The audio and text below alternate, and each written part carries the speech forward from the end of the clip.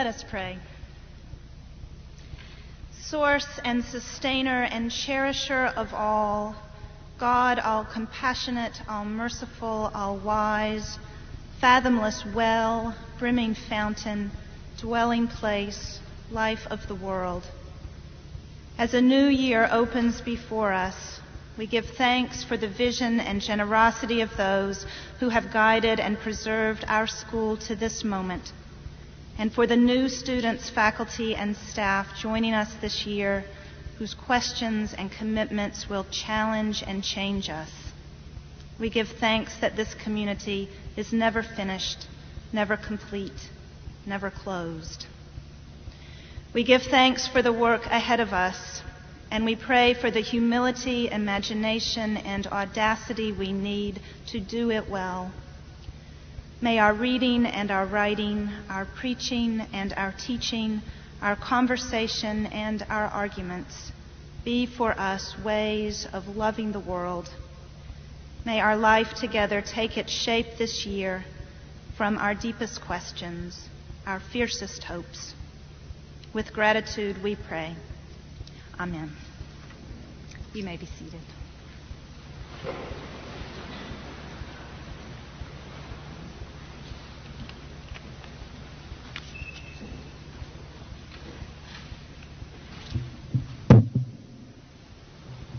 I have the pleasant task of welcoming each and every one of you to the 2004 convocation of the Harvard Divinity School, and actually the one convocation still ongoing at Harvard University.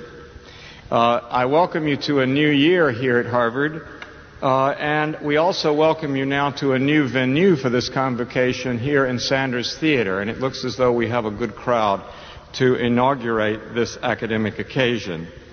It's very fitting today that we will have Reverend Peter Gomes, who is Plummer Professor of Christian Morals, speaking to us in several ways. I could think of at least 3 or 4, but let me name a couple.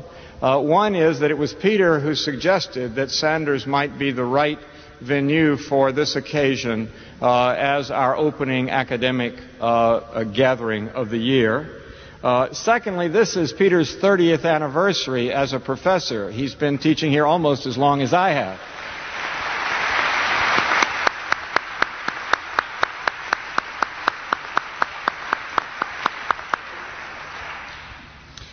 And of course, it will also be very interesting to all of us to hear a man who is probably the leading preacher of his generation on this continent address an academic audience. I doubt there are many audiences in America he has not addressed. So finally, after 30 years, we're going to rectify that, and we are looking forward to that, Peter. I bring welcome also particularly to President Summers. Lawrence H. Summers has been a strong supporter of all the work that we are trying to do as a faculty here, just as he is supporting several other faculties in many good ways. His vision and energy are legendary, I think, already after only 3 years in office.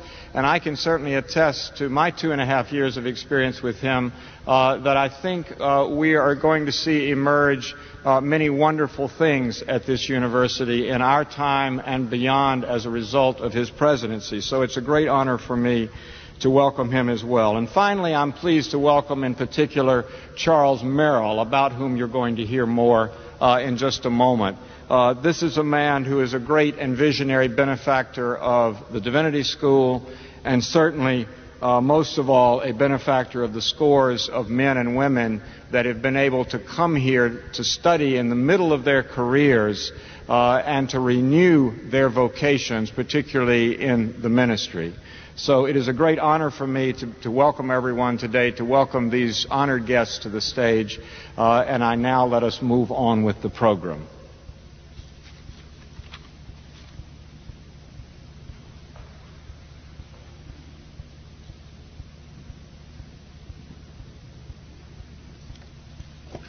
It is an enormous honor for me to participate in this convocation. I asked Peter Gomes whether I could assert that this was the longest continuous academic convocation on the North American continent. And Peter gave me absolution in the following form. He said, "Probably. I will vouch for it. And there is nobody else there who will know enough to contradict it, if you so assert." I somehow wonder whether all of Peter's agreements and blessings are so highly contingent. You know, though,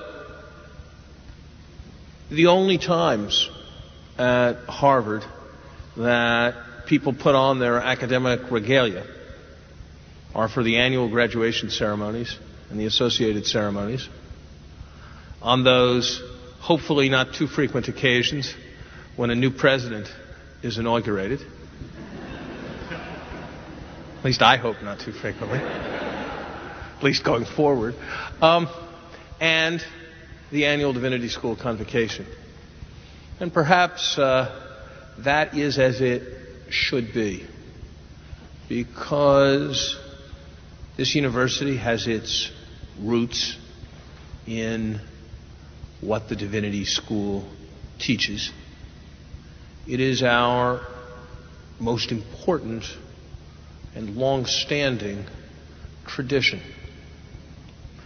And the view that many had, the view that certainly a number of my predecessors had, and probably the view that many in my discipline would have had, that with the ascent of science, with the spread of education and prosperity, there would be a diminution in interest in religion, has proven to be decisively wrong.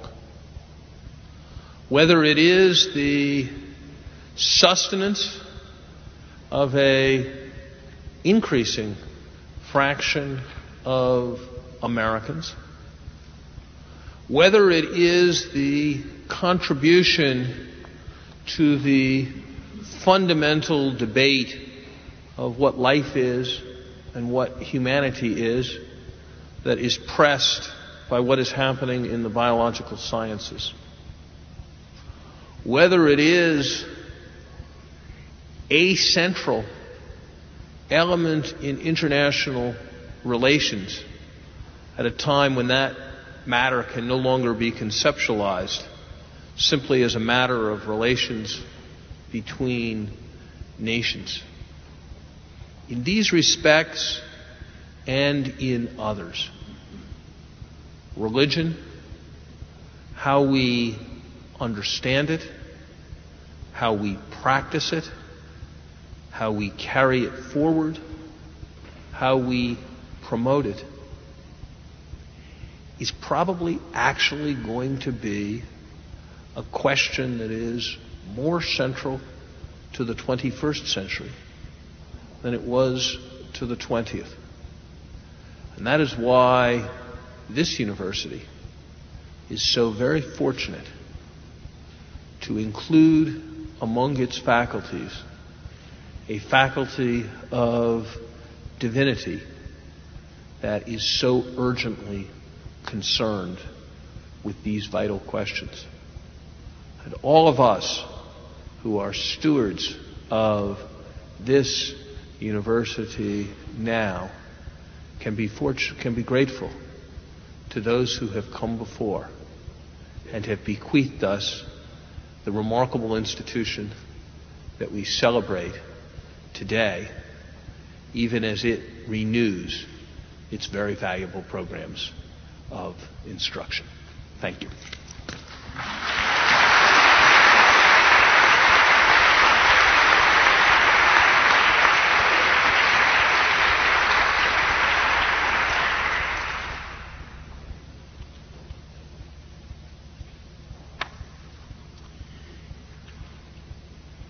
It was the early 1960s.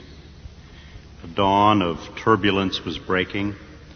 The cities were experiencing unprecedented economic, demographic, and racial changes and tensions, a conflict in Southeast Asia was emerging in the country's consciousness.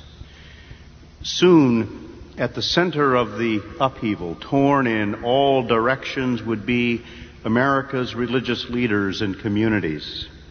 The life of ministry, already one fraught with demands of numbing proportion, was about to become tempestuous.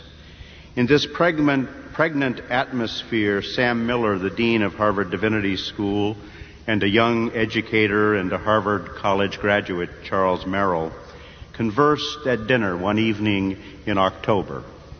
Dean Miller spoke to Mr. Merrill regarding his belief that there needed to be a way for ministers, in his words, to receive serious retraining after 5 or 10 years of parish work. The idea struck a chord with Mr. Merrill, whose experience as a Fulbright teacher after 5 years of teaching himself was an important time of renewal and reorientation in his own professional life. But Mr. Merrill had even a greater vision, and in a follow-up letter to Dean Miller, he wondered if the fellowship he was about to fund might in some way help ministers and churches grapple with the expanding and decaying city.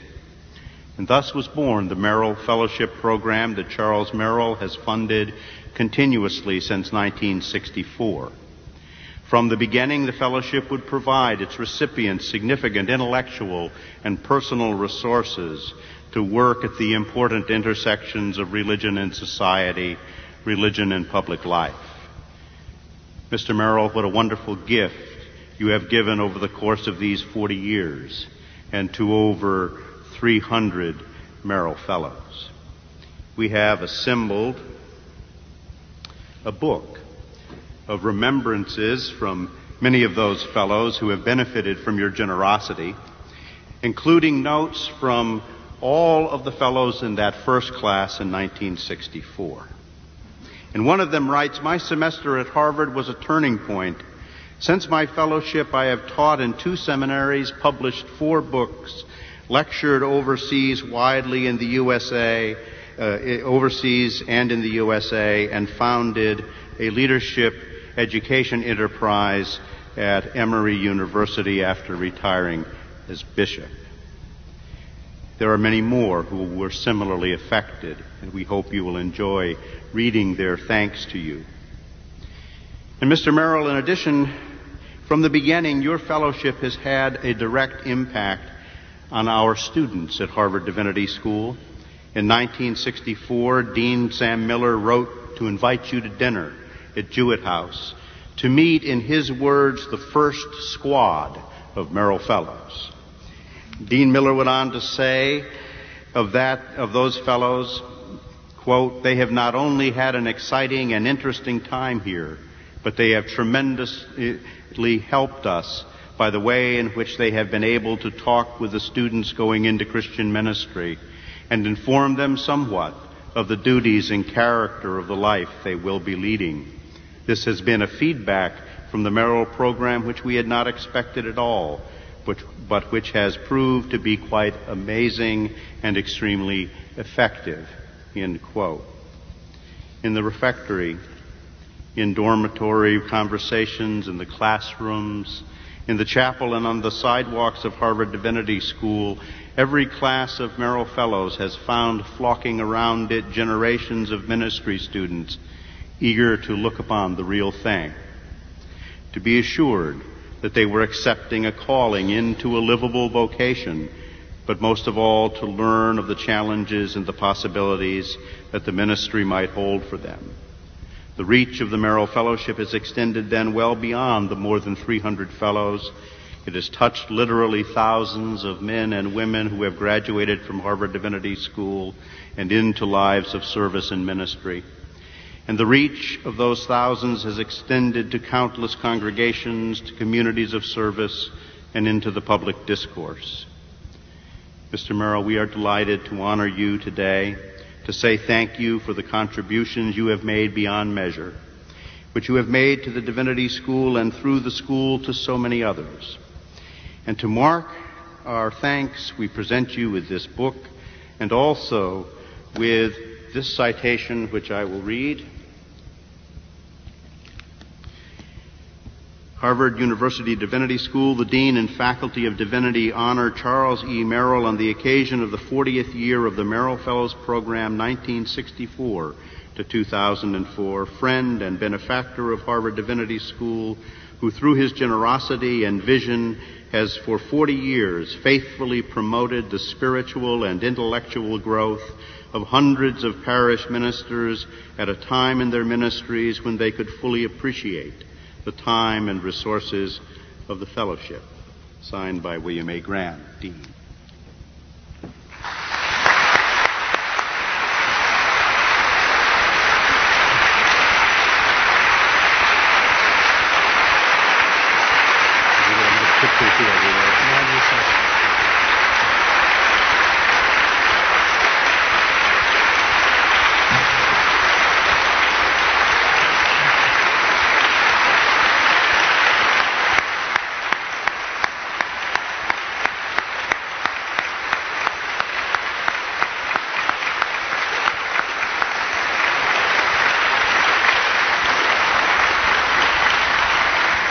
I came here as an 18-year-old in 1938. One of the few intelligent things I did was to get a season's ticket to the BSO, and I went to a concert every 3 weeks and sat 8 feet away from Serge Koussevitzky. 90 Seconds of Freedom, starting with the comic. George said he may not have been elected president, but he was chosen by God. To which the reply is, God has made mistakes, but he's not an idiot. More serious, it is the responsibility to us as Harvard folk and also as Christians and Jews to see that one of our serious jobs of how can we, as individuals and within institutions, try to welcome back our Muslim brothers and sisters as our brothers and sisters. And can we try to bridge this terrible, unnecessary slaughter that we've got involved with and humiliated ourselves with, and try to rebuild some human fellowship with our Muslim brothers. Thank you.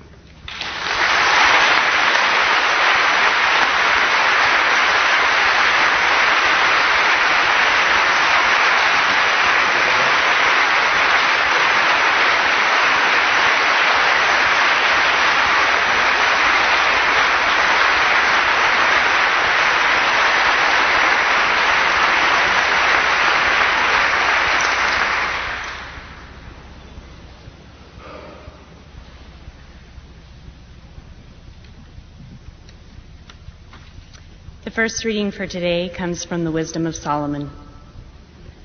For wisdom is a breath of the power of God, and a pure emanation of the glory of the Almighty. Therefore, nothing defiled gains entrance into her. For wisdom is a reflection of eternal light, and a spotless mirror of the working of God, and an image of God's goodness. In every generation, wisdom passes into holy souls, and makes them friends of God and prophets. If riches are a desirable possession in life, what is richer than wisdom, the active cause of all things? And if understanding is effective, who more than she is a fashioner of what exists? And if anyone loves righteousness, wisdom's labors are virtues, for she teaches self-control and prudence, justice and courage. Nothing in life is more profitable for mortals than these.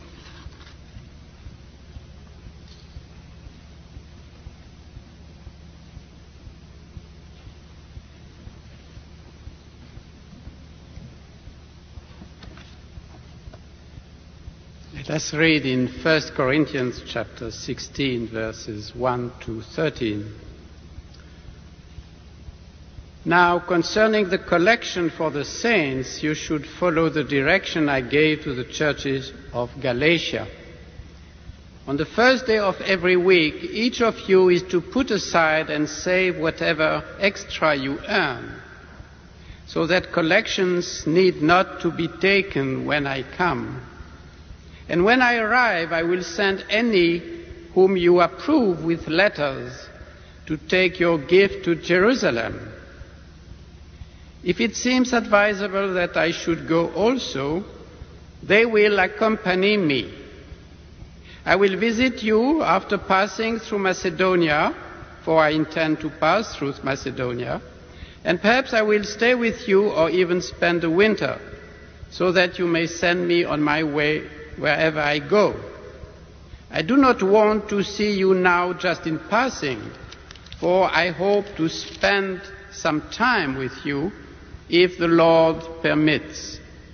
But I will stay in Ephesus until Pentecost, for a wide door for effective work has opened to me, and there are many adversaries.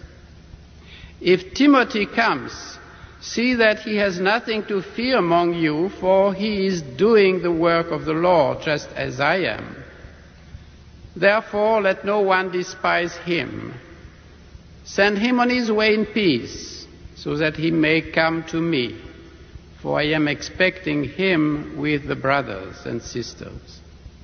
Now, concerning your brother Apollos, I strongly urge him to visit you with the other brothers and sisters, but he was not at all willing to come now.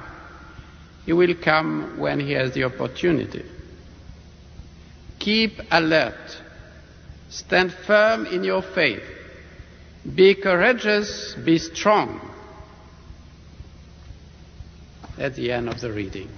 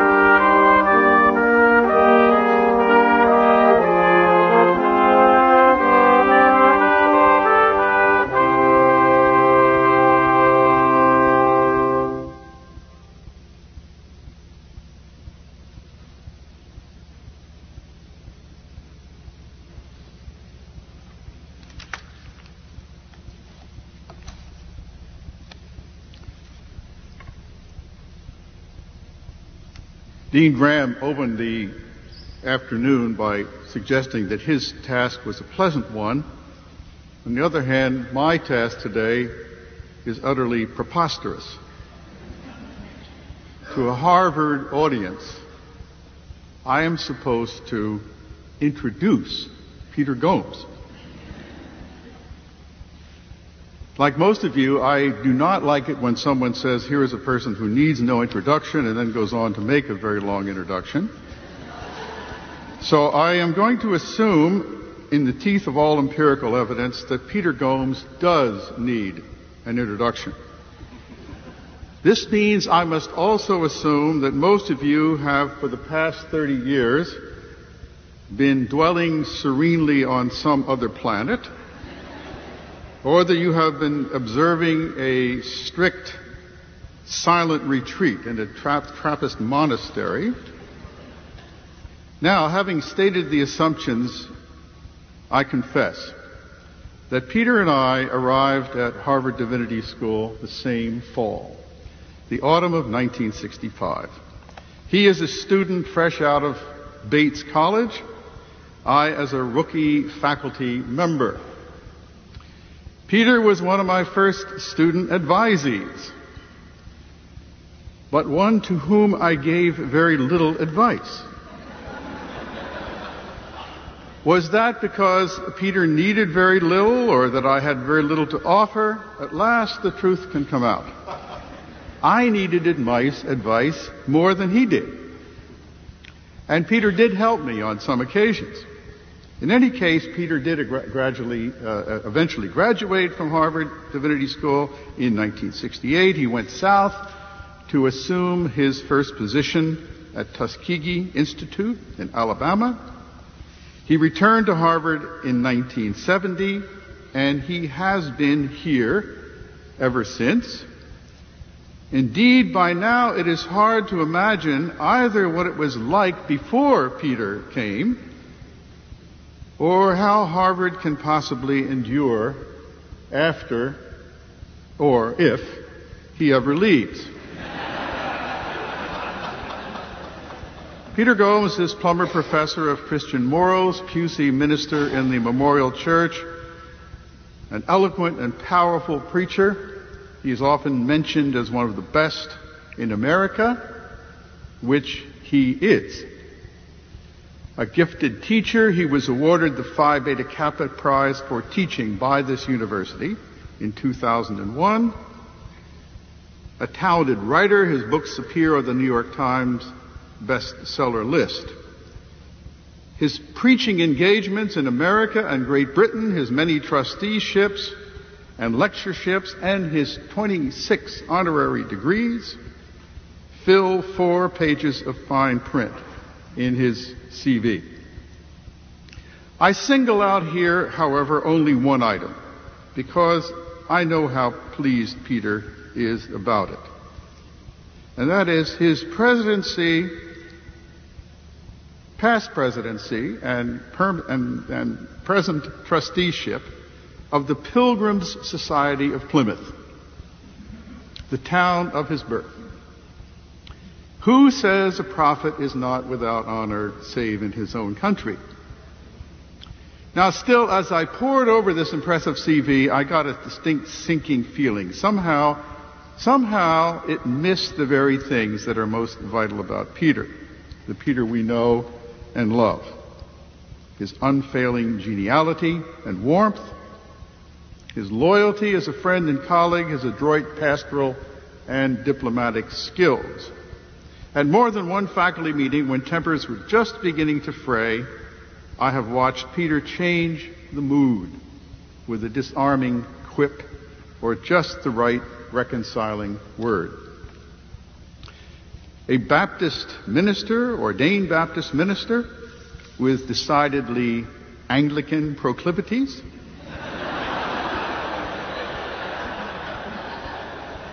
a gospel piano thumper who loves Gregorian chant. Peter is not, however, a bundle of contradictions. Rather, Peter is the man for whom the phrase sui generis was first coined. In the summer of 1999, the editors of Talk magazine included Peter Gomes in an article entitled "The Best Talkers in America, 50 Big Mouths, and Why We Hope They Will Never Shut Up." Now, I don't know about the other 49, but about Peter, I certainly agree. He speaks to us today about, what is it, a glimpse backward and a look forward. That's his topic. Peter, my former advisee, my colleague, and my friend, my ongoing source of inspiration, we eagerly await your words.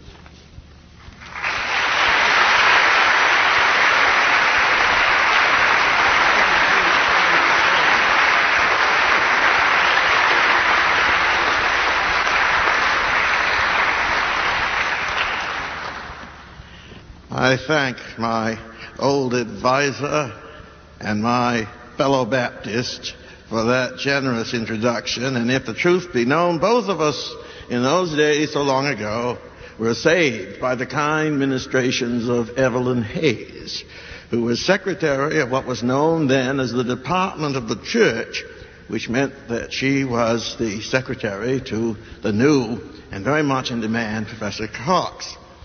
And since she was his secretary, she was de facto my advisor. And so we both, Harvey and I, owe Evelyn Hayes a great debt of thanks. I've waited some time for the pleasure of this opportunity to speak to the school at its convocation, and I am grateful to the dean who generously responded to my request to do so. At Harvard, unlike many learned foundations, we do not have the salutary custom of an inaugural address upon election into a professorship. Otherwise, doubtless, I would have addressed you when I became the 8th Plummer Professor of Christian Morals in 1974. Over the past 30 years, I have had ample opportunity to think of what I might say on such an occasion. And now I have it, and here it is. The irony found in the fact that I speak here in Sanders Theatre and not in the Memorial Church is not lost upon me. However, it could be much worse. I could be speaking under the tent of meeting on Andover Lawn, competing with the traffic as Professor Gatso did so well last year. Before I begin, however, I have a few obligations to discharge, as I expect I will not have this privilege again. I was made tutor in Divinity by Dean Stendhal. It was my first appointment in this faculty. I became Plummer Professor in the year in which Preston Williams was acting Dean. Dean Rupp invited me to teach the very first incarnation of Item, a surprise to many of you, I suspect. And Dean Thiemann appointed me Dudleyan Lecturer just a decade ago. Dean Graham has now invited me to give the Convocation Address, and I thank them all for these generosities. The first convocation which I attended was in September 1965 in the Memorial Church. On that occasion, all of us new students in the BD class dutifully attended. There appeared to be no choice. The Hollis Professor of Divinity, George Hunston Williams, was the speaker. He had just returned from a stint as one of the accredited Protestant observers at the Second Vatican Council. One of the lessons read on that occasion was from the Apocrypha, a set of books with which I, as a good Baptist, was thoroughly unfamiliar. I remember the text, and from generation to generation, passing into holy souls, wisdom maketh us friends of God and prophets. The title of Professor Williams's address was Friends of God and Prophets. More than that, I cannot remember, except for the fact that my friends and I remarked on how we scarcely understood a single word that he had said. In awe, we realized that we were at Harvard. Our ignorance was not surprising, and therefore we had much to learn. Based upon the experience of my first Harvard Convocation Address, my expectations today are sufficiently modest. Rather than speak out of my particular academic or professional competence, or to tell you stories out of my experience, I have chosen the broadest possible topic for an occasion such as this, that topic being the Divinity School itself. For 30 years I have known this school as the former professor, but my experience extends back to my student days, which began in September of 1965. With the exception of the 2 years from 1968 to 1970, I have had a formal association with this school in one capacity or another of nearly 40 years, a span, you will doubtless note, of biblical proportions. What I have to say obviously does not have the force of policy. It represents no party or position, and the agenda, such as it is mine and mine alone. Thus, I have claimed as my own the incredible freedom to think aloud and in public, and to do so candidly, subjectively, and happily in the sure and certain conviction that neither president nor dean have it in their power just yet to shut me up.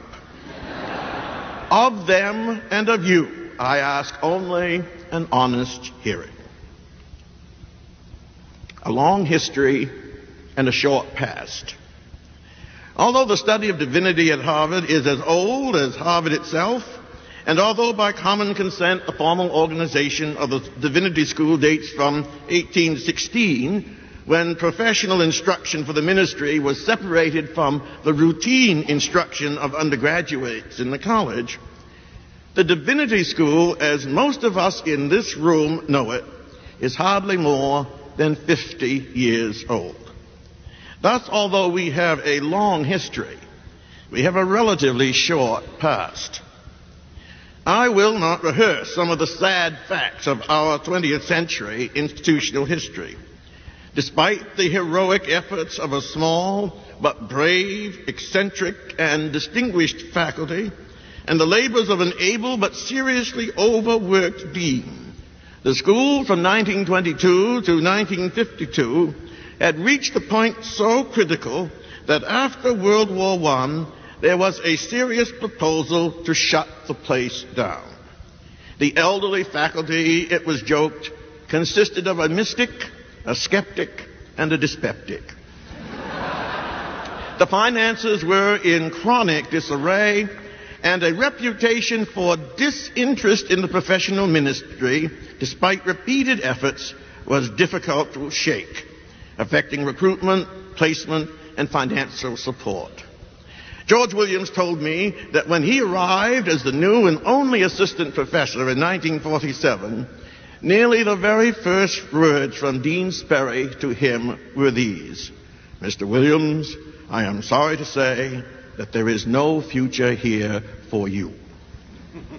In that very year, however, a special commission appointed to look into the future of the Divinity School made its long-awaited report. The commission was chaired by distinguished Harvard alumnus John Lord O'Brien and consisted of J. Seeley Bixler, former professor of theology and then president of Colby College, Ernest Cadman Colwell, former dean of the Divinity School and then president of the University of Chicago, J. Harry Cotton, president of McCormick Theological Seminary, Reinhold Niebuhr, professor in Union Seminary in New York, and Paul Free Perkins, minister of Boston's King's Chapel and a member of the Board of Preachers. The report, drafted by Niebuhr, ran to 56 pages and was unambiguous in its claims for the future of the Harvard Divinity School and Harvard's obligation to ensure it. This is what it said: "It is our unanimous judgment that Harvard University has an inescapable obligation to maintain a theological school whose quality and prestige should be equal to those of any other department or school of the university. It should be both a professional school and a graduate school. It should provide training for the Christian ministry and other forms of religious leadership, and it should be a center for graduate study and research in religion and theology. The Commission's report is permeated with the conviction that the post-war generation stood in great need of the kind of intelligent and courageous leadership in religion that Harvard could provide. The work of the Divinity School, as revisioned and enlarged, would contribute to the well-being not just of the university or of the country, but of the world. The health of the religious communities, the field of religious studies, and even undergraduate education in Harvard College would all benefit from a renewed and resupported Divinity School. It is worth noting that in the year of this report, 1947, the Faculty of Arts and Sciences was also subject to a report on its educational mission, the so-called Red Book, and its program designed to educate for a free society, which came to be known as general education. The notion that a world emerging from the destroyed threat of totalitarianism required a new educational mandate was not restricted to college education. The O'Brien Report claimed a special mandate for religion in this new thinking and urged that a re-energized Divinity School actually assume responsibility for undergraduate education in religion. The report said a strengthened and enlarged Divinity School would also help to meet the need for religious instruction in the undergraduate curriculum, particularly if their faculty contained eminent leaders in the field of religious thought. The school would have a role to play in addressing the obvious defects of the pulpit and the general religious illiteracy of an age of materialist anxiety. Again, the report. In the light of the present crisis in world affairs, the need for correcting the religious illiteracy of our students appears particularly urgent. It is a commonplace of current thought that man has developed his technical abilities at the expense of his moral powers, that he has learned facts without achieving a comparable insight into values, and that he has won control over nature without being able to master himself. The Commission deplored the notion of the Divinity School as an inadequately funded dependency of the university and insisted on its integral part of Harvard in function and responsibility. We are also convinced, they say in the executive summary, that the Divinity School, if adequately staffed, can contribute greatly to the enrichment of the university. And then they conclude, after many months of study and reflection, it is our conviction that Harvard University has an obligation to meet the new challenges of our time in the field of religious thought by establishing a center of religious learning whose quality and prestige will be worthy of a warm welcome from the other departments of the university. Things move slowly at Harvard, and the first fruits of this report in 1947 would not be seen until both Dean Sperry and President Conant retired at commencement in June of 1953. On September 30th of that year, the new president, Nathan Marsh Pusey, having accepted the invitation of acting Dean George Williams to address this convocation, did so in Andover Chapel in an address entitled A Faith for These Times, and in the doing became the first president since 1909 to venture across Kirkland Street to the Divinity School. He seized the opportunity to reiterate one of the central claims of the O'Brien Report. And early on in his address, Mr. Pusey said, there is an almost desperate urgency for schools of religion vigorously to do something fresh and convincing to meet the present need. Fresh and convincing. Those were the operative words. It is leadership in religious knowledge, he went on to say, and even more in religious experience, not increased industrial might, not more research facilities, certainly not these things by themselves, of which we now have a most gaping need. And recognizing that his audience then was not all that dissimilar from this one today, with its mix of faculty, students, and friends, Pusey said, And it is because of this that you who have chosen to study religion and to give your lives to the ministry stand again when many times before your illustrious predecessors have stood in the very center of the fight. Andover Hall is not on the periphery of Harvard University. It is not remote from any region where the serious business of men is done, and it cannot be permitted to become so. He expressed his hopes for the school in these words: "It is my very sincere hope, therefore, that theological studies here be given a fresh impetus and a new life within the university." This was not just presidential rhetoric or a pious hope. Pusey was arguably, even then, one of the world's foremost Christian laymen, involved in the ecumenical movement both at home and abroad, and on intimate terms both with such secular movers and shakers as Henry Luce and John D. Rockefeller Jr., and the leading Protestant theologians both in Europe and in the United States. $5 million in new endowment would be raised, new faculty appointed, and a new dean, Douglas Horton, set in place to carry forward the great plan. I have read the annual reports of the dean from 1953 to 1965. They cover the administration of George Williams, Douglas Horton, and Samuel Howard Miller. They report 12 years of incredible activity and accomplishment. The prose fairly leaps off the page, and the sense of a destiny in fulfillment is palpable. Even writing off a decanal prose and institutional enthusiasm and hyperbole, these reports tell us of exciting, transforming, and challenging times. Added to the faculty in those 12 years, to name but a few, were Krista Stendhal, Amos Wilder, Frank Moore Cross Jr., George Ernest Wright, Paul Johannes Tillich, Helmut Kester, Richard R. Niebuhr, James Luther Adams, Gordon D. Kaufman, Heiko Obermann, J. Lawrence Burkholder, C. Conrad Wright, George Buttrick, John Wilde, John Dillenberger.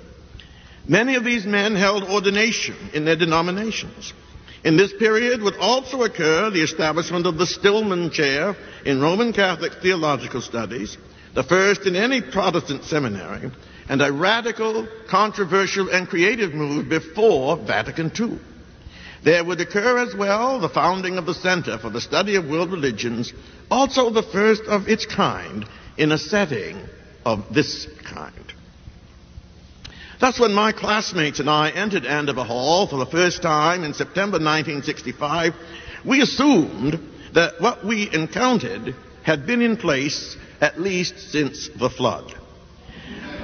Just as it is difficult to think of one's parents as ever being young or having sex, we never would have imagined that the seemingly stable, secure, and impervious institution to which we had the privilege of being admitted had taken its present vigorous form not much more than a decade before we arrived. The place seemed both venerable and vigorous, and I have lived off that excitement ever since. It was not always an easy place in which to be, but no one had ever promised us otherwise. We candidates for the ministry in the BD program somehow sensed that we were here on sufferance. Perhaps it had to do with the fact that the faculty committee with the heaviest firepower was the committee on higher degrees, and we were candidates for lower degrees. How well I recall a chapel service in which one of our senior professors was eulogizing a recently deceased and very young alumnus. He said, in effect, in my paraphrase, that as Mr. Jones was an indifferent student, he went into the ministry. This was not, I am convinced, an intentional snub, but it made it clear to all and sundry where our place was in the unavoidable hierarchy of the school. Nevertheless, I owe much to this period in my life where I sat under the instruction of nearly all of our professors emeriti, many of whom I am pleased to see have turned out today.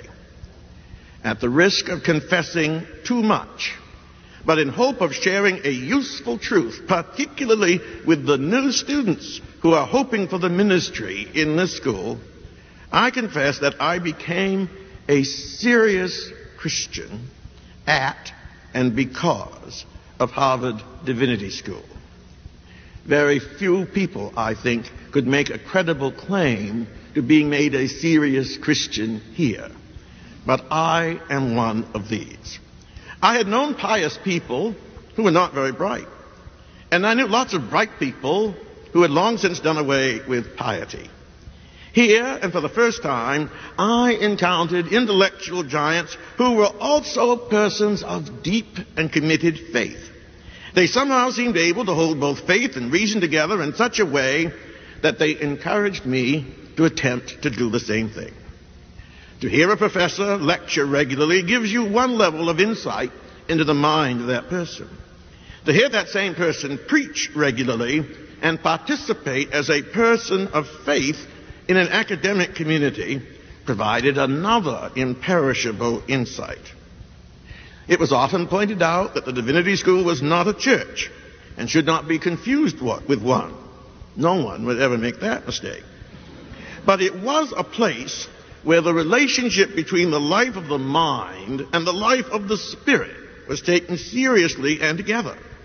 And we students learned as much by observing our professors in that discourse as ever we did from their subject matter alone. The ideal of the learned ministry, a hoary 17th century Harvard conceit, was personified in the learned ministries under whom we sat. Of many of these, it could be said what has been inscribed upon the tablet in honor of President Pusey in Divinity Hall Chapel.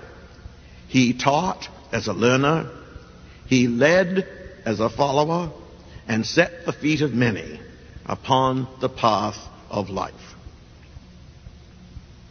This has been a long backward glance, but a necessary one, for as the school grows larger and more complex and further removed from its renewal of a half century ago, we need to remember that we have come from somewhere in particular, that we are and remain heirs of certain experiences and expectations, and that something of our past may well have something to do with our future. For rising generations of students and faculty to be unaware of these potent origins means that we are deprived, willfully or not, of something that is precious, significant, and uniquely our own. If the story is not told, who will remember it? And if we do not remember it, what can we possibly learn from it? Tradition. Tradition. I can hear some of you muttering up the sleeves of your gowns as I speak. Tradition, the dead hand of the past and the dead white males who ran it. Well, if truth be told, and why not in a hall emblazoned with veritas, it is for the sake of the tradition of the place, however imperfectly understood, that many of our students come here. And those of us who teach here are not ashamed to embrace the beneficial parts of that continuity and tradition, which accords a certain dignity, panache, even prestige to us. We could be almost anywhere else, but we are here, and here we remain. Tradition is the reassuring conviction that despite our claims to the contrary, the place existed before we got here, and we cannot completely of our own reinvent it in our own image. Remember that line of David McCord's about the statue of John Harvard in front of University Hall? It goes like this. "Is that you, John Harvard?" I said to his statue. "Aye, that it is," said John, "and after you're gone." G.K. Chesterton once famously said that tradition means giving votes to the most obscure of all classes, our ancestors. It is a democracy of the dead. Tradition refuses to submit to the small and arrogant oligarchy of those who merely happen to be walking around. As I think about this relatively recent past, these 50 or so years, nearly 40 of which fall within my own experience, I am first very grateful to have been here for such a time as this. I am second to no one, dead or alive, in my appreciation of the best this school has had to offer. I have seen with my own eyes, in many and various ways, the fulfillment of the best hopes of the O'Brien Report and much of the promise of the Pusey years. As I sat in the first full faculty meeting of the year last Wednesday in the Sperry Room in Andover Hall, I marveled at the new and varied gifts our happily amplified faculty bring to the education of our equally varied and gifted students. In the 30 years since I became Plummer Professor, I have witnessed many good and joyful things here. I have rejoiced in my teaching, where I have discovered over and over again lively minds and loving hearts. I can look across the religious and academic landscape of our country and beyond and see significant places occupied by many of our best students. They do us proud wherever they are, and to have had a small hand in their formation is a great privilege. I have learned much from the host of colleagues who have passed through this place, and particularly from those of you who remain. I have not always gone easily with the tides of this school. I am sympathetic with our late colleague Wilfred Cantwell Smith, who used to give long and reasoned speeches in faculty explaining why he was going to abstain. Whenever he did actually vote for or against something, it was an epical moment. When the school seemingly made a choice in the early 1970s between strengthening the place of race and the place of women, and in my opinion, rather than choosing both, chose women, I was unhappy. For I felt then as now that this was a false choice. We should have and perhaps could have done both very well. It gives me no pleasure to be the only senior person of color on what was once the professorial committee. Can I both deplore the situation of persons of color slowly improving while celebrating the accomplished place of women here? Of course I can, and I do. I mourn the passing of what was in my day the easy Christian consensus of the school, the Unitarians notwithstanding.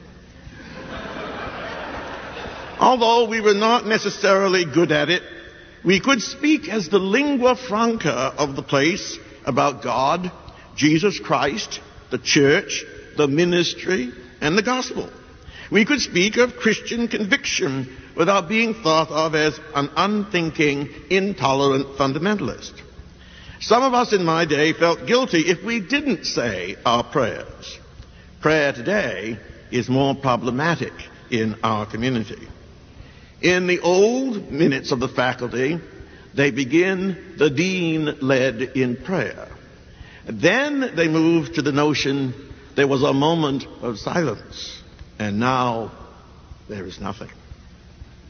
One of the reasons we are here and not in the Memorial Church is that one of our students in recent years accused me of praying too theistically.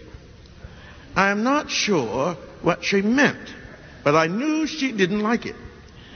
I continue to live in the hope that our pluralism will increase our tolerance and indeed affirmation of the religious sensibilities of others, so that even a Protestant evangelical Christian could not only be at home here, but feel at home here as well. I speak as an out-of-the-closet Protestant Christian with decidedly Trinitarian tendencies, and as such, I believe that the well-laid Protestant Christian foundations of this school indeed are broad enough not only to embrace Christianity in all its varieties as the central tradition of the school, but the great wealth of religious traditions as well, which because of that foundation have come now to join us.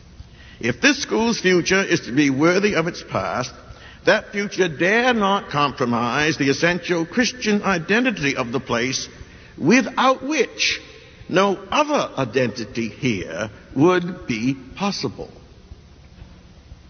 Having said this, then, what might the future look like at Harvard Divinity School? I am not paid well enough to be a first-rate prophet, but I can speculate and make a few educated guesses, and this is what I am about to do. I ask this question wondering what in our time and capacity could rekindle that sense of excitement, purpose, and destiny off of which the school has lived now for more than half a century.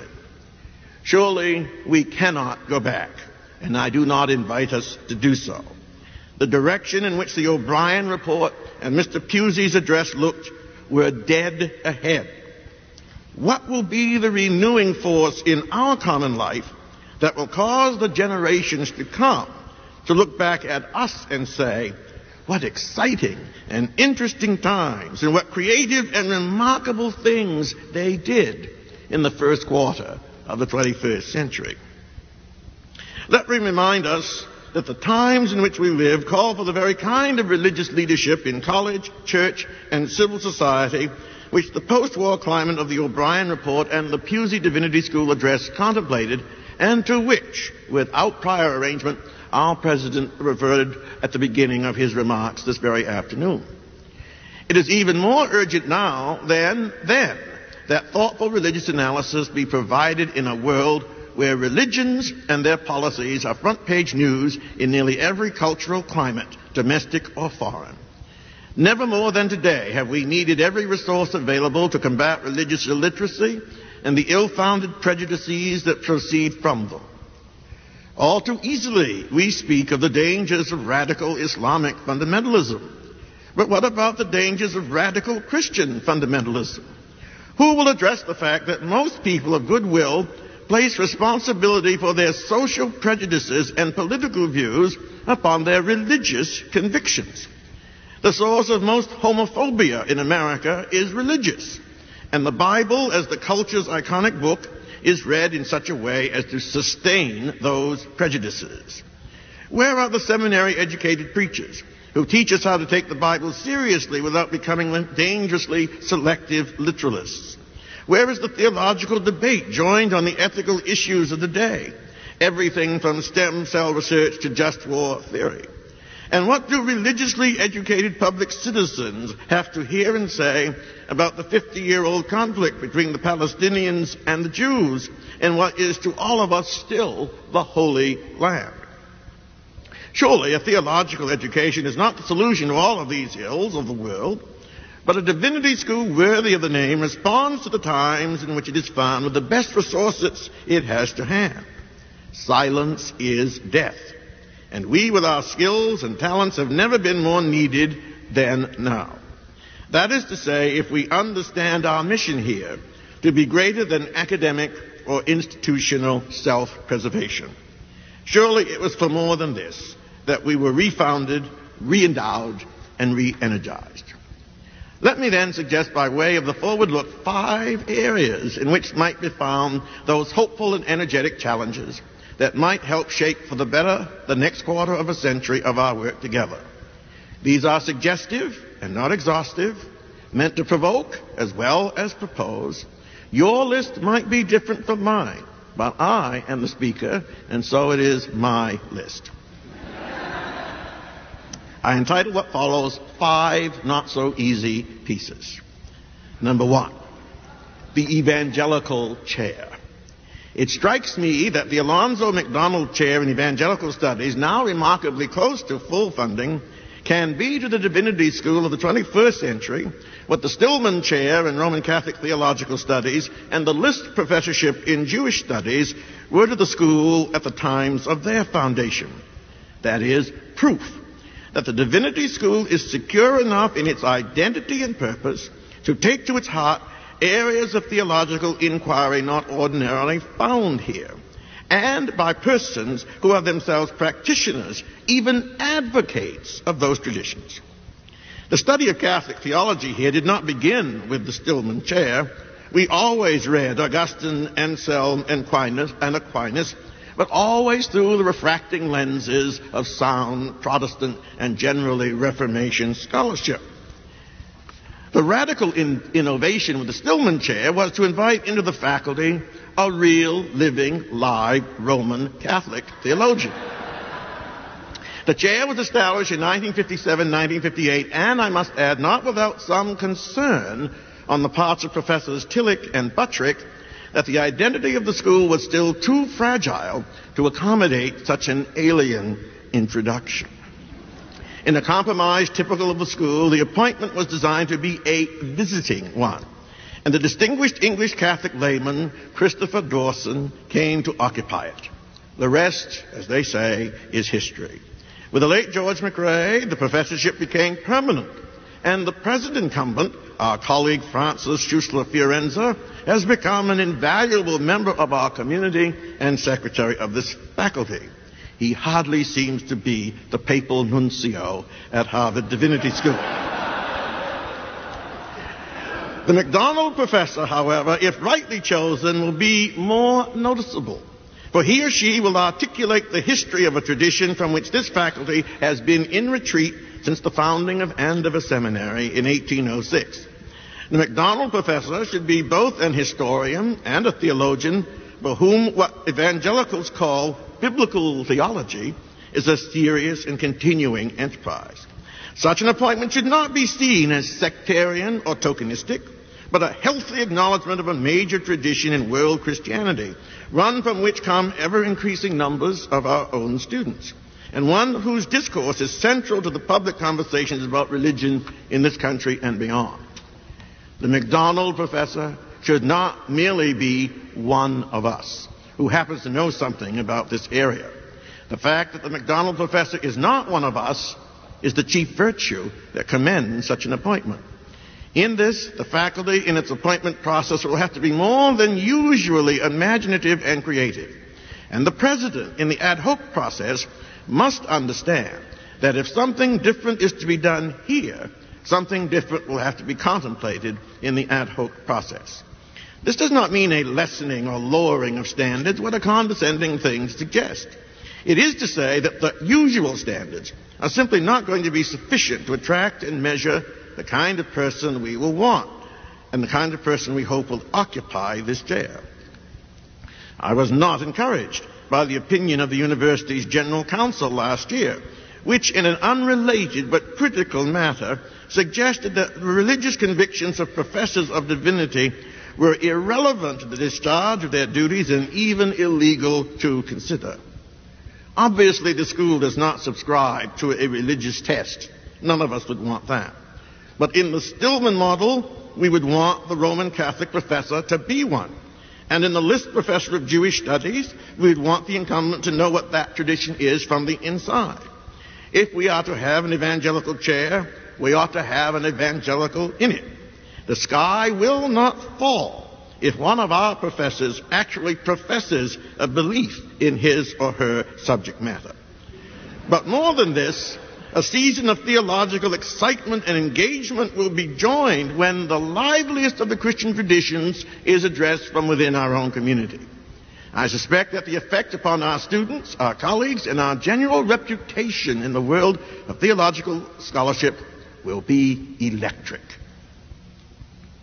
Undergraduate instruction is central to the Divinity School. My second point, for many years, a large percentage of the instruction in religion at Harvard College was supplied by members of the faculty of divinity, and rightly so. The Hollis and Hancock professorships, founded in the 18th century, were college chairs and only assigned to the Divinity School after 1816. The Plummer professorship was assigned first to the college and only latterly to the Divinity School.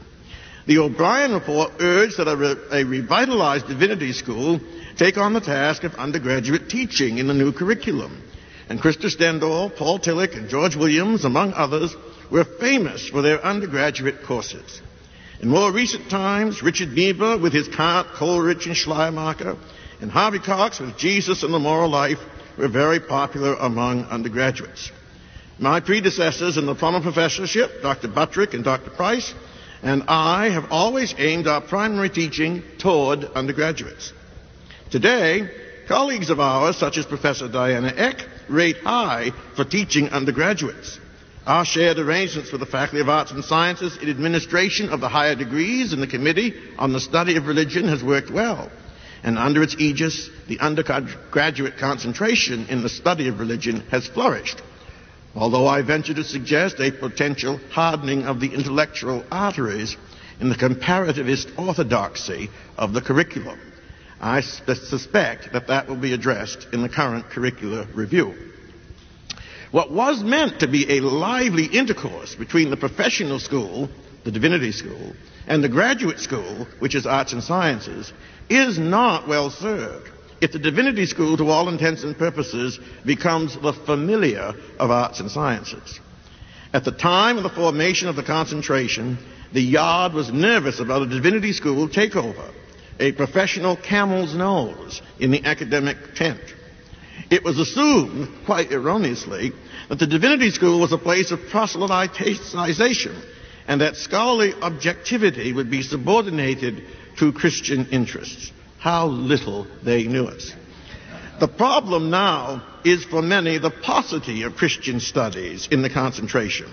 The idea of creating a Christian studies track in the existing concentration would meet the needs of many undergraduates without compromising the integrity of the program, and indeed making it increasingly popular and possible for Divinity faculty to offer instruction in arts and sciences through the concentration. That would make one of the liveliest fields of study in the college. Professor Orsi, in assuming the chair of the Standing Committee, has already invited his Divinity colleagues to consider teaching in college. If this is to be done, consideration of these necessary skills need to be given in the making of Divinity appointments. Support needs to be provided for such appointments, and those who choose to do this exciting work need relief from other duties. Dean Graham has already indicated support in principle for more HDS involvement in undergraduate instruction. The ways and means must now be found, and if they are, a new and exciting era is in store both for HDS and FAS. My third point, world religions and divinity. The same year in which the Stillman Chair was established, 1957-58, saw the foundation of a chair in world religion. This is how Dean Horton's report describes it. Founded by means of an anonymous gift, the chair in world religions is intended by the donor to provide candidates for the Protestant ministry with knowledge about other religions of the world. This may well be one of the greatest contributions to foreign missions our generation will make. For the Christian mission is essentially a witness, and no one can prophesy how rich a stream of life may flow from our witness when it is made neither in vacuo nor in the presence of another religion it faces hostilely, but in the presence of another which it invites into mutual witness. Out of this initial gift grew what we have come to know and value as the Center for the Study of World Religions, housed now for many years in that modernistic structure built by Dean Jose Luis Cert next to Jewett House and known as God's Motel. Our present colleagues in Area 3 would today hardly recognize their presence here as a mere facilitation of the Christian mission. Do not bother to hiss. I can hear you in my mind's ear. But there is in this earliest description that felicitous phrase which describes that we do our work here in the presence of one another, which invites us into mutual witness. Mutual witness is worth preserving from that otherwise archaic description. For mutual witness is in fact what we have come to value and treasure and appreciate as one of the indisputable riches of the HDS experience. There are, I understand, efforts underway to draw the work of the center closer to the center of the work of the school. And this is all to the good. Just as Area 3 is now more and more seen as having legitimate claims upon Areas 1 and 2, so too are the resources of the center seen to be more and more part of our central and essential work as a faculty. I suspect that in 1957-58, the notion of the integration of professors of religions other than Christianity into the Divinity faculty was even more scary and dangerous than the thought of including Roman Catholicism in the faculty. We needed these areas, but at a safe remove and across the street. With all due respect to the present revisioning efforts and the new administration of the center, has the time not come for us to declare the center a victory and incorporate it and all its works into the full faculty program of the Divinity School? And if we did this, keeping the best of the capacities for focused and discrete work, such as Harvard centers are given to do, could we not conceive perhaps of a new way to frame our enhanced identity? Perhaps we could and should be newly denominated as the Faculty of Divinity and of World Religions. We could only do this, in my opinion, if the divinity side, with its professional formation and Christian identity, were secure enough to overcome the ready-made impression that at last the school had been sold to FAS under our first lay dean, himself an Islamicist, and that we had become little more than the graduate school of religion. Such an impression must be avoided at all costs, for it would cost us dearly in loyalty, support, and quite frankly, in our ability to participate more fully in the demanding religious issues of the day. Assurances in tangible form would have to come from the center that divinity would be secure enough to receive and enhance world religions, and that both would prosper. Mutual witness, in Dean Horton's word, is what we are seeking, with, of course, maximum effectiveness. Such a move would enhance mightily our capacity for creative participation in undergraduate teaching. It would enrich the fabric of faculty discourse. It would stimulate professional formation in the ministerial program. And it would be impossible without substantial support, both spiritual and tangible, from the President for the time being. The Faculty of Divinity and of World Religions would, by its very title, confirm the highest ambitions of 50 years ago. But it would have to be established as more than a mere name change. It would need to generate the same kind of investment as sustained the transforming vision of which I have earlier spoken. This we cannot do on our own. We will need the President, among others, to take up the mantle of Mr. Pusey. We must become a priority of the center if we are to come in from the cold. Renewed and continuing commitment to the professional ministry program, number 4. In 1958-1959, Dean Horton began his annual report as follows. 20 years ago, Dean Sperry wrote in his report for the year 1938-1939, "There is a legend abroad which is generally accepted as the truth, that Harvard Divinity School is not interested in making ministers and is concerned only with turning out teachers. That legend bears no relation whatsoever to present facts." The two sentences from Dean Sperry, though 2 decades old, make an appropriate beginning for this report in the academic year 1958-1959. Mind you, we are quoting reports now over 60 years ago. A week ago this very evening, I was delivering the Swope lectures at the University of Puget Sound in Tacoma, Washington, and afterwards met many of the brightest and best of that college, not a few of whom said to me that they were thinking of the ministry. But of course, Harvard would not be interested in them, as it was only a place for teachers and researchers. Dean Sperry and even Dean Horton would not have been familiar with the term urban legend, but they would recognize the persistence of a reputation that was both unfair and unhelpful. Despite decades of public efforts to reaffirm the centrality of our professional ministry program, efforts which I have witnessed renewed and transformed in each of our deanships under which I have served, there still remains the notion among many that ministry is not what is done here. As I speak, the fruit of the heroic efforts of Dean Paulsell and Director Rose sit before us. The curricular discussions and reforms of last year testify to Dean Graham's commitment.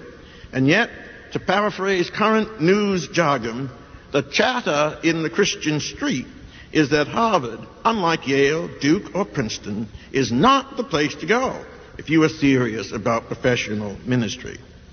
Is this simply a problem in public relations? Are we not able to get the message out? As Dean Horton conceded, the growth in the BD program of the Pusey renewal was not as rapid as that of the doctoral program. At the risk of giving even further offense, it is easier to grow a good doctoral program than it is a good professional program. Scholars choose other scholars, and there is a benevolent incestuousness at work.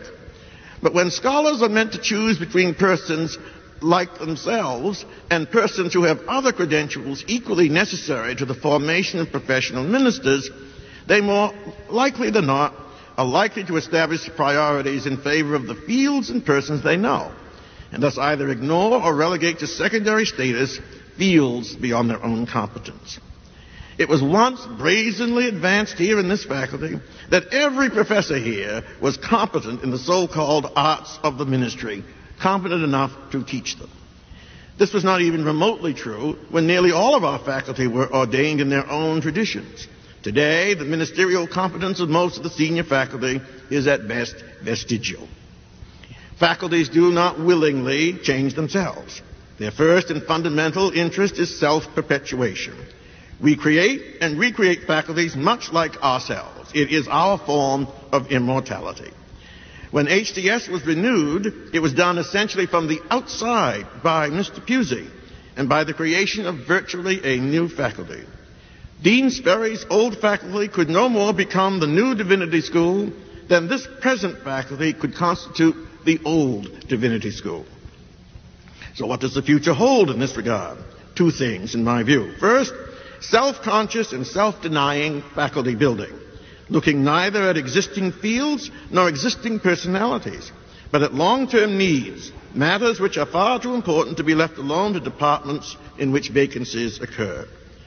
The only time I can recall giving visible offense to our irenic colleague, Richard Reinhold Niebuhr, was when I suggested in professorial committee some years ago that vacancies in the theology department were far too important to be left to that department alone.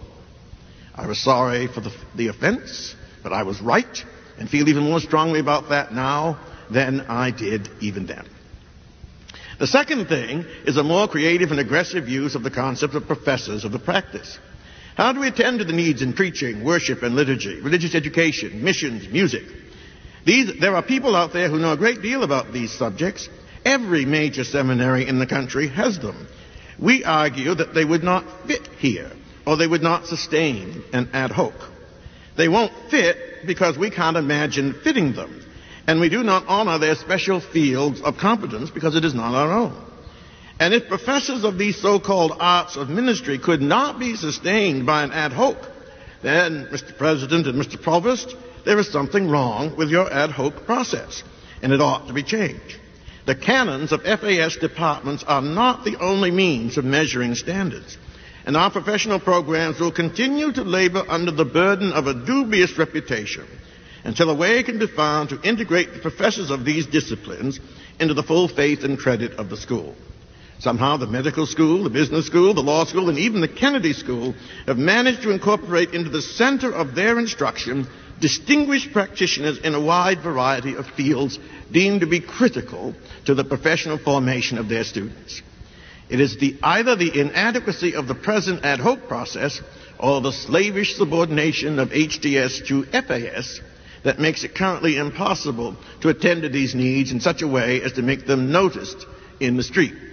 We are, by this year's set of appointments, making progress, but there is so much more to be done. Should we once and for all address this, then I think we would be well on the way to gaining for our ministry program the recognition, resources, and reputation it so richly deserves. A word about analysis and advocacy as my fifth point. Who of us here is not aware of the poverty of public discourse in matters of religion in the nation and in the world today?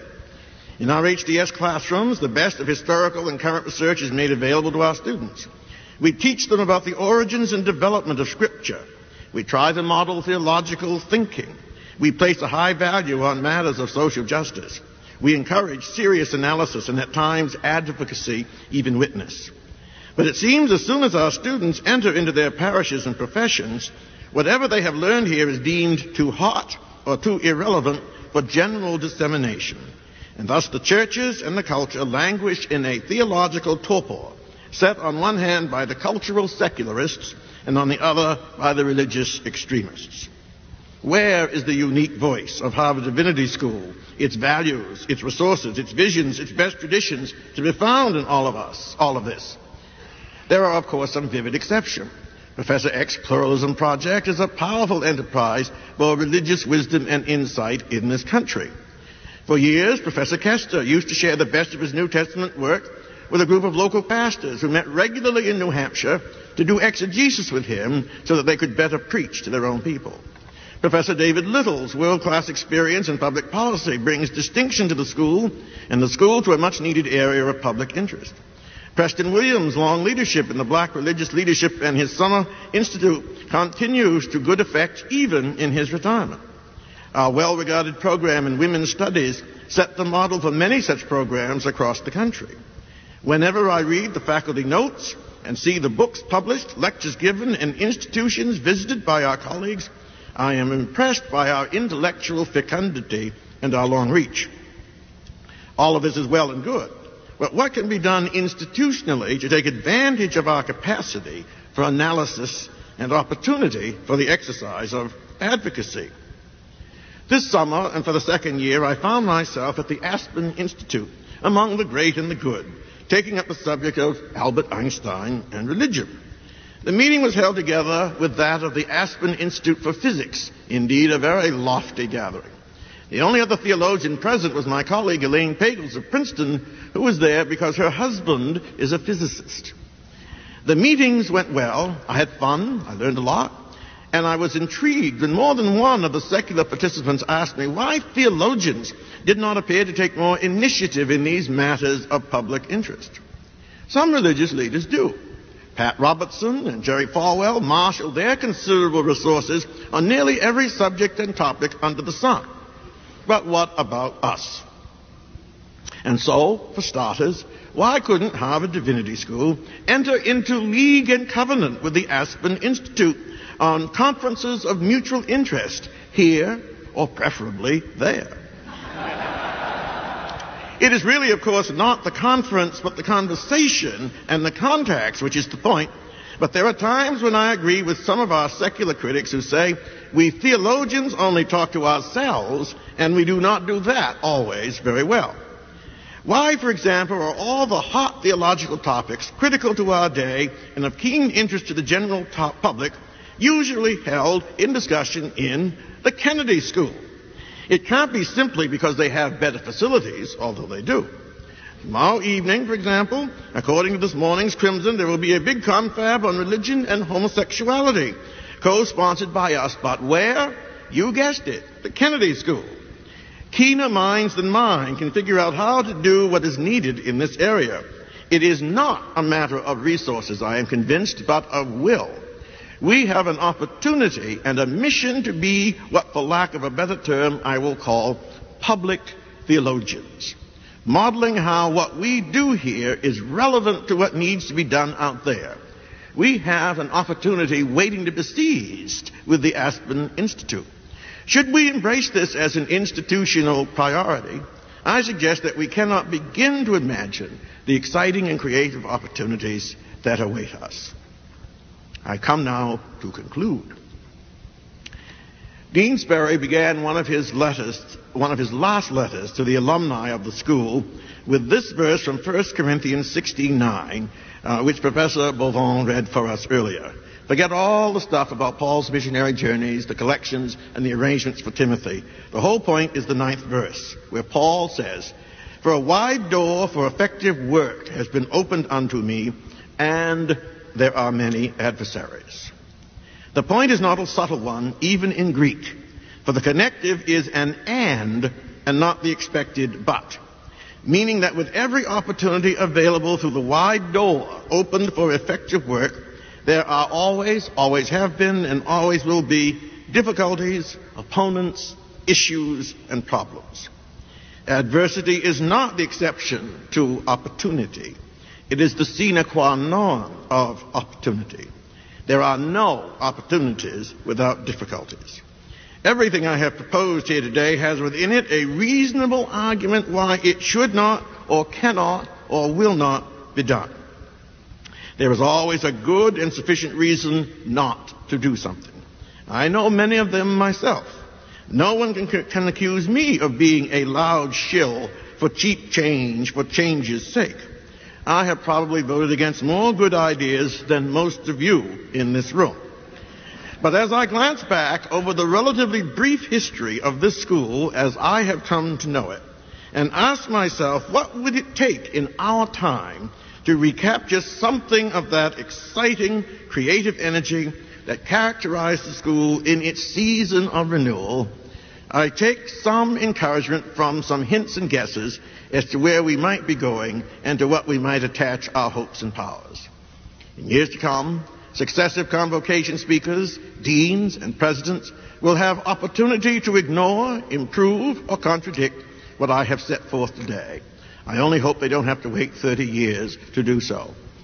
My responsibility is small, my powers are few, and my resources already stretched to the limit. I do have a day job, as you may recall. But because I was privileged to be a member of this school at perhaps one of its most exciting moments in its long history, and still live off the benefits, I long for a replication of that moment in the new and demanding terms of and for the times that are yet to be. Perhaps I have in mind the hymn writer William Cowper's line when he asked, "Where is the blessedness I knew when first I saw the Lord? Where is the soul-refreshing word of Jesus and his word?" This is not a question for everyone, nor would it be framed for everyone in this way, even if it were. But it is my question as a graduate, a professor, and a friend of this school. And I am convinced that the answer is not in the past, despite my temptation to antiquarianism, but in the future. Our best days, indeed, are ahead of us. I have suggested some ways in which we can claim that future for ourselves, where we can be actors and not merely reactors. In all things, I hope we will together, willingly and gladly, work for a school worthy of the best of our students who thrust themselves into our care. President Eliot closed his epical inaugural in 1869 with the hope that the future of the university will not be unworthy of its past. My prayer for this old school, which I delight to call my own, at the start of its 189th year, is that our future will not be unworthy of our past. I believe that it is in our power, with a little help from God and our friends, to make it so.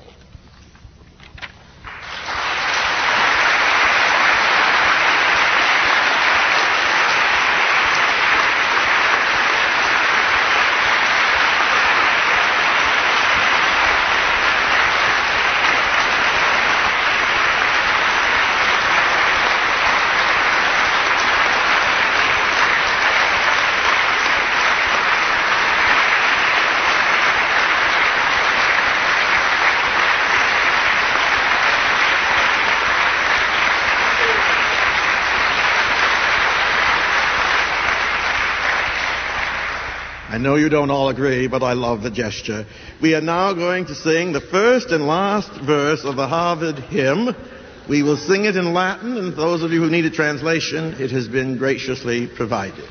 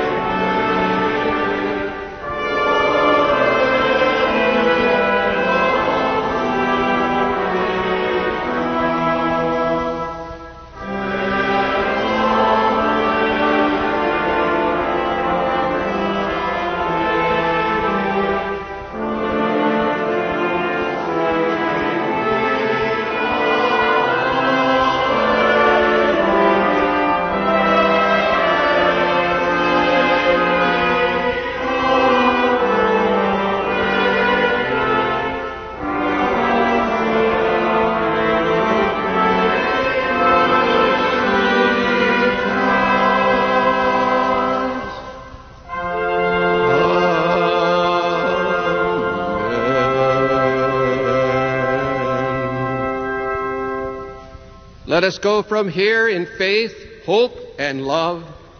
May God, who created us and stands ready to redeem us and guide us into all truth, go with us now and throughout this academic year, throughout all our days, and forever.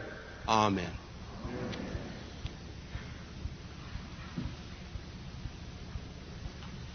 In adjourning us this evening, I invite you all not only to a new year of study and teaching, but also more proximately to a reception under the tent on the Andover lawn. The assembly is dismissed.